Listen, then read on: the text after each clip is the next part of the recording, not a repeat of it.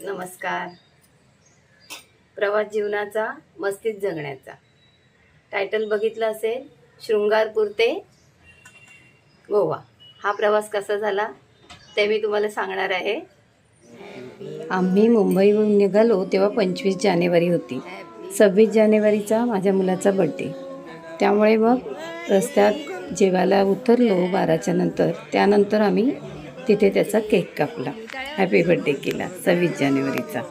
आणि तिथून आम्ही निघालो. चिपळूणला आलो. चिपळूणला स्टे केला. स्टे म्हणजे आम्ही 4ला तर पोचलोच.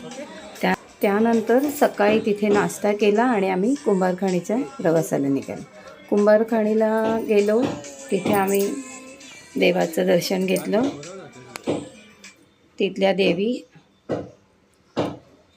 वाघजाय, गंगा, वरदायिनी ह्या तिथल्या देवी. त्यांचं दर्शन घेतलं, कारण दरवर्षीप्रमाणे आम्ही त्यांचं दर्शन घेतो तसं घेतलं. आणि तिथून आम्ही निघालो. तिथून पुढच्या प्रवासाला संगमेश्वर, कारण आम्हाला भैरी भवानीचं दर्शन घ्यायचं होतं. संगमेश्वरला जाताना बघा, संगमेश्वर म्हटलं की अजून एक वैशिष्ट्य म्हणजे येसूबाईंचं माहेर आहे. येसूबाई बिलाजीराव शिर्क्यांची कन्या आणि संभाजीराजांची पत्नी. संभाजीराजांना संगमेश्वरलाच अटक झालं. संभाजीराजांचं हे सासर. त्यानंतर 29 वर्ष येसूबाई मुघलांच्या ताब्यात होता, कारण त्याच वेळेला त्यांनी रायगडालाही वेढा घातला. अशा आपल्या ह्या राजांनी आपल्या प्रजेसाठी खूप त्रास घेतला. आता प्रजेलाच त्रास होतोय राजांचा.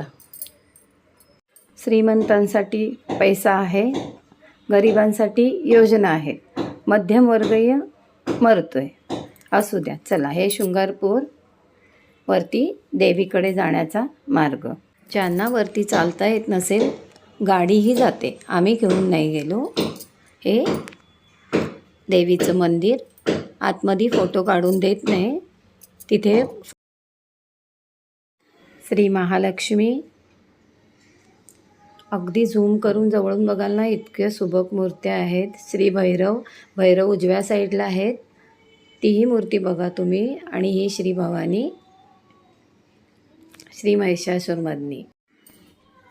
आणि त्यानंतर गाडी चालले गोव्याचा प्रवास सुरू. निघतानाच मुलं बोलली होती 2 ड्रेस टाकून घे. मी म्हटलं काय आहे, देवदर्शनाला चाललो आहे, मी साडीच नेसते. नाही गो, घे, तिथून आपण कुठे जाऊ. पण अगदी गोवा होईल असं वाटलं नव्हतं. तो एक मला सरप्राईज झाला. खूप बरं वाटलं. मग गोव्याचा प्रवास चालू झाला. हा आमचा छोटा. गेलो, रिलॅक्स झालो, प्रवासाचा थकवा घालवला. त्यानंतर सगळं खेळणं, फिरणं, खाणं, बीच सगळं चालू झालं. खूप एन्जॉय केला. खूप मस्त वाटलं. देवदर्शनाला गेलो. त्यानंतर एवढा मोठा सरप्राईज, बापरे, खूप खुशी झाली. खूप बरं वाटलं.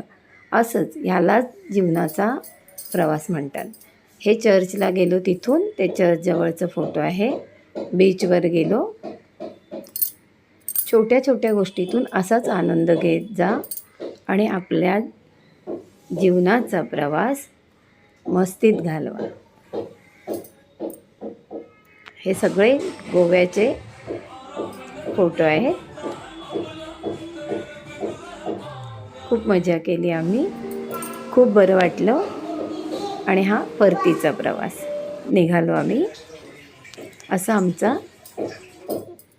गोवा ते शृंगारपूर झालं. आणि दुसऱ्या पद्धतीने वडी कशी लावायची ती आता दाखवते. एक पान घेतलं, त्याला तसंच पीठ लावलं, सगळीकडे व्यवस्थित पसरवून लावायचं. असं सगळं सारखं लावायचं. अशीच जीवनाच्या प्रवासात थोडी थोडी मजा घ्यायची. बघा, देवदर्शनाला जाणंच होतं. तिथून थोड्याशा अंतरावरती एखादा चांगला स्पॉट असेल तर तिथे जाऊन त्याचा आनंद घेतला तर कुठे बिघडतोय. थोड्याशा पैशाने. पूर्ण घरातून निघून जर आम्ही गोव्याला गेलो असतो तर किती खर्च आला असता, पण तिथल्या तिथे पुढे जायचं होतं, तिथे आनंदही मिळाला. असंच गावी गेलो आम्ही. आता गावाला गेलो, तिकडे धबधब्यावरती जा, कुठे देवळात जा, फिरून या, कांदा भजी, पाऊस याचा आनंद घेतला. म्हणजे यातूनच थोडा थोडा आनंद घ्यायचा. हे दुसरं पान घेतलं, त्यालाही पीठ सारखं लावलं, उमडलं. सांगण्याचा मुद्दा काय की छोट्या छोट्या गोष्टींनी आनंद घ्या, नाती जपा, मैत्री करा. बघा, संगतीशिवाय मजा नाही.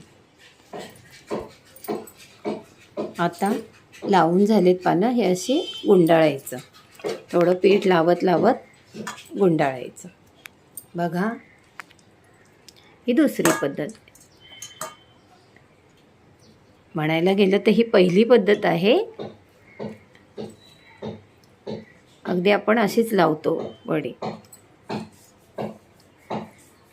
अशी गुंडाळून, माझ्याकडे अजून पानं आणि पीठ राहिले, तेही मी लावून घेते आणि उकडल्यावर तुम्हाला हे बघा, हे असं